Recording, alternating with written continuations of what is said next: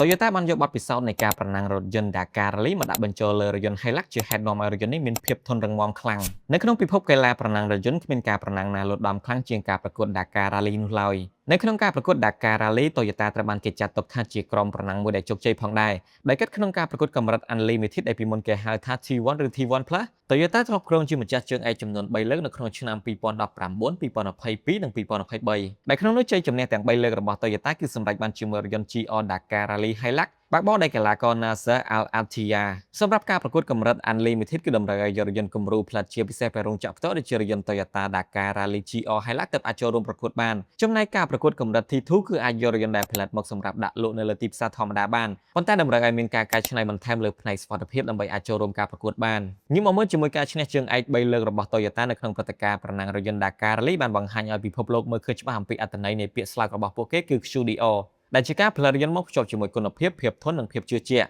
អ្វីដែលកាន់តែពិសេសរាល់បទពិសោធន៍ភាពខូចខាតនិងទិន្នន័យបច្ចេកទេសដែល Toyota ទទួលបានពីការឈ្នះជើងឯកចំនួន3លើកមិនមែនរក្សាទុកនៅក្នុងសារមន្ទីរប្រណាំងរថយន្តនោះឡើយប៉ុន្តែវាត្រូវបានវិស្វករយកមកអភិវឌ្ឍនិងកែច្នៃលើរថយន្តដែលមានដាក់លក់នៅលើទីផ្សារធម្មតាដូចជា Toyota Hilux ដែលប្រជាជនខ្មែរយើងកំពុងតែប្រើប្រាស់រាល់ថ្ងៃនេះឯងសរុបមកដោយសារតែការឆ្លងកាត់ការប្រកួតកីឡាប្រណាំងដែលមានការលំដាប់ខ្លាំងនិងមានបទពិសោធន៍ច្រើនទើបជាហេតុធ្វើឲ្យ Toyota អាចបង្កើននូវភាពធន់រឹងមាំនិងភាពបត់បែនជាពិសេសលើរថយន្តត្រកូល Pick-up Hilux ចំនួនថ្មីកាន់តែប្រសើរឡើងជ្រុលជានិយាយអំពីរឿង Hilux ហើយ admin សូមធ្វើការ highlight ខ្លះៗអំពីរថយន្ត Toyota Hilux Travel Series ឆ្នាំ